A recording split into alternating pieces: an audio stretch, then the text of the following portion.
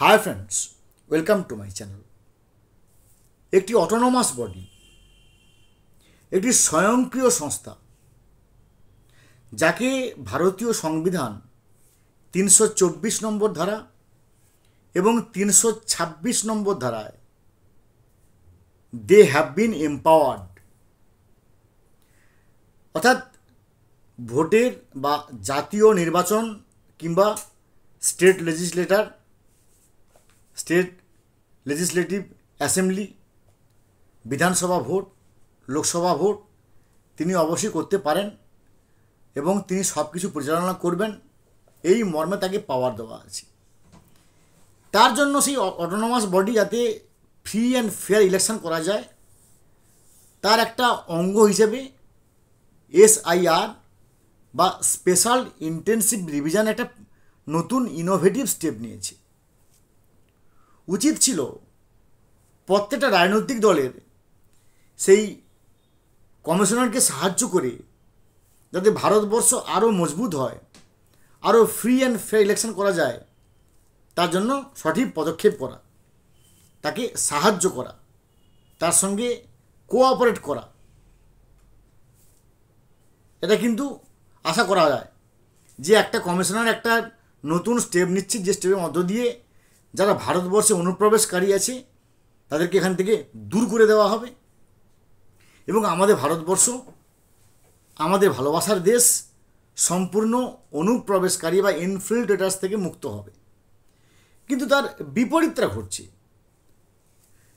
একটি দুটি রাজনৈতিক দল বাদ দিয়ে আর ভারতবর্ষে প্রায় বেশিরভাগ রাজনৈতিক দল গেল রব তুলছে। বিশেষ করে ভারতবর্ষের একটি রাজনৈতিক দল সেজন্য একবারে পুরো উঠে পড়ে লেগেছে এই স্পেশাল ইন্টেনসিভ রিভিশনকে যে কোনোভাবে শুধু গায়ের জোরটা বাদ দিয়ে বন্ধ করার। প্রশ্ন হবে কেন? কারণ নিশ্চয়ই আমরা জানি যে ভোটার লিস্টে তারাই ঢুকে আছে যারা ভোটের সময় বোম মারে, যারা ভোটের সময় বুথ ক্যাপচার করে, যারা ভোটের সময় মানুষকে ভয় দেখায়, ধমকায়, চমকায়। এরকম কি অনেক কিছু লোক আছে যাদেরকে আটকানোর আপ্রাণ চেষ্টা করা হচ্ছে? সে এক্স পার্টি হোক, ওয়াই পার্টি হোক, জেড পার্টি হোক। এইটাই এখন সবচেয়ে বড় আমাদের মাথায় চিহ্ন আসছে, প্রশ্ন আসছে। এবং আরও একটা প্রশ্ন আসছে যে এই স্পেশাল ইন্টেনসিভ রিভিশনকে ব্যাহত করার জন্য এটা নতুন চালা হতে পারে কি? কি ব্যাপারটা? না, আমি আগেও বলেছি, এখনও বলছি, পরেও বলবো যে ভারতীয় সংবিধানের ৩২৪ নম্বর ধারা এবং ২৬ নম্বর ধারা এবং আরও কিছু স্পেশাল রুলস অ্যান্ড রেগুলেশনস এবং লজ, সাব রুলস, সাবসেকশনস, যেগুলো কিনা জাতীয় নির্বাচন কমিশনারকে দেওয়া আছে for conducting free and fair election throughout India. তার জন্যই কিন্তু এই SIR বা স্পেশাল ইন্টেনসিভ রিভিশন। যেহেতু সুপ্রিম কোর্ট না বলে দিয়েছি, সুপ্রিম কোর্ট কী বলেছে যে the supreme court decline to place an interim stay on the scheduled publication of the draft electoral roll for Bihar on August 1, allowing the election commissioner to proceed as planned.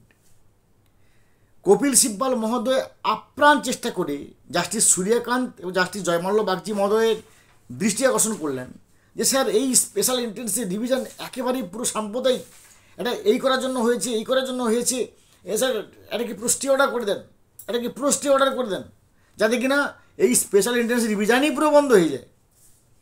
কিন্তু supreme court কিন্তু stay order দিলেন না, বরং শুনিয়ে দিলেন যে জাতীয় নির্বাচন কমিশনারের তারা কি করছে আপাতত দেখা যাবে না।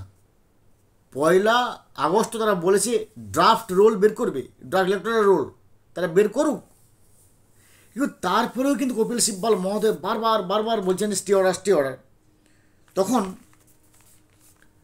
শুরু করে কী বললো না, it retains the power to strike down the entire revision exercises if it is ultimately found to be illegal or unconstitutional.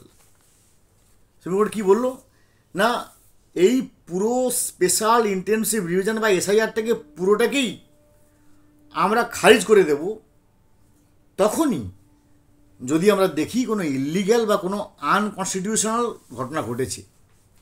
এবং এইখানেই কিন্তু সমস্ত রাজনৈতিক দলরা খিচুড়ি পাকানোর চেষ্টা করবে, ঠিক মেকিং এ গ্রেট হচপচ। কেন না, সুপ্রিম কোর্ট সরাসরি জাতীয় নির্বাচন কমিশনের উপর হস্তক্ষেপ করতে পারে না, কারণ যেহেতু তাদের উপর একটা রক্ষা কবচ রাখা আছে। কি রক্ষা কবচ না, সংবিধানের 324 নম্বর ধারা এবং 326 নম্বর ধারা। 1950 সালের যে রিপ্রেজেন্টেশন অফ পাবলিক যে পিপল অ্যাক্ট, সেখানেও প্লাস সংবিধানের 324 নম্বর ধারা 26 নম্বর ধারা একবার পরিষ্কার করে বলা আছে, ওদেরকে রক্ষা কবচ দেওয়া আছে। তাই সুপ্রিম কোর্ট সরাসরি কমিশনারের উপর কোনো তত্ত্ব চাপিয়ে দিতে পারে না, শুধু তাকে রিকোয়েস্ট করতে পারে, অ্যাডভাইস করতে পারে। যেমন আমরা দেখেছি যে আধার কার্ড নিয়ে সুপ্রিম কোর্ট কী বলেছে না, however the court clarified that this is only an advisory observation and not a binding direction. অর্থাৎ সুপ্রিম কোর্টও জাতীয় নির্বাচন কমিশনের উপরে হস্তক্ষেপ করতে পারছে না, তাদের যেহেতু রক্ষা কবচ আছে। কি বলছে না, অ্যাডভাইজারি অবজারভেশন, একটা উপদেশমূলক পর্যবেক্ষণ দেওয়া আছে যে ভাই তোমরা একটু দেখো যে আধার কার্ডকে মান্যতা দেওয়া যায় কি না। এবং তার পরিপ্রেক্ষিতে আগের ভিডিওতে আমি বলেছি কী বলেছি সে ওগুলোকে আমি আর I have not repeating this. কিন্তু কি ফন্দি করা হতে পারে না, সুপ্রিম কোর্ট এক জায়গায় বলেছে যে আমরা স্ট্রাইক ডাউন করে দেবো তখনই যদি কোনো ইলিগ্যাল বা কোনো আনকনস্টিটিউশনাল ঘটনা ঘটে।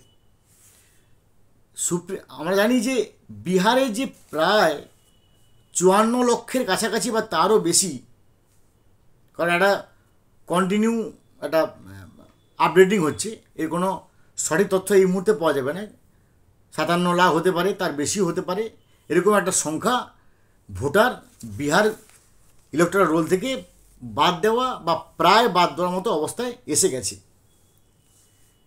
সুপ্রিম কোর্ট কখনোই কমিশনারের উপর হস্তক্ষেপ করতে পারবে না। কখন পারবে না, যদি কিনা কমিশনার কোনো ভুল করে তবে গিয়ে এই এসআইআরকে খারিজ করবে। আর যদি একবার এসআইআরকে খারিজ করা যেতে পারে তাহলে কোনো রাজ্যের এসআইআর হবে না, সঙ্গে সঙ্গে বেশ কিছু রাজ্য বা একটি রাজ্য আনন্দে হাততালি দেবে। তার মানে ওই 57 লক্ষ যে ইলেকটোরাল ড্রাফট বেরোবে 1 অগাস্ট, সমস্ত রাজনৈতিক দল এবার খাতা কলম নিয়ে বসে পড়বে। যদি ভাই একটা ভুল কোনোরকমভাবে লেন্সের পাওয়ারকে 100 গুণ বাড়িয়ে যদি কমিশনারের একটা ভুল দেখতে পারে, সঙ্গে সঙ্গে সুপ্রিম কোর্টে যাবে যে স্যার দেখুন এই যে কমিশনার ভুল করেছে, একটা রং is wrong, mistake is mistake, একটা ভুল হলেও ভুল, 1 লক্ষ ভুল হলেও ভুল, যেহেতু ভুল করেছে তাই এটাকে এই এসআইআরকে এই স্পেশাল ইন্টারেস্ট পুরো খারিজ করে দেওয়া হোক। আর এর জন্যই কিন্তু সমস্ত বেশ কয়েকটা রাজনৈতিক দল আশা করে বসে আছে, যেই মুহূর্তে সুপ্রিম কোর্ট বলবে যে হ্যাঁ এসআইআর খারিজ, তাতে কিন্তু আমাদের মতো সাধারণ লোকেদের খুব সমস্যা হবে। কারণ তারা থেকে যাবে যারা বোম মারে, তারা থেকে যাবে যারা বুথ ক্যাপচার করে, যারা বুথ জ্যাম করে, যারা ভোট লুট করে, চুরি করে, ডাকাতি করে। আর ফ্রি অ্যান্ড ফেয়ার এই নামগুলো একটা মিউজিয়ামে গিয়ে রেখে আসতে হবে। এখন দেখার বিষয়ে 1 আগস্ট কী ঘটনা ঘটে এবং তার পরিপ্রেক্ষিতে রাজনৈতিক দলগুলো কমিশনারের কোনো ভুল খুঁজে পায় কিনা, লেন্সের গুণ বাড়িয়ে অমুক তমুক, এবং তার পরিপ্রেক্ষিতে এই ব্যাপারটা কোন দিকে যায়।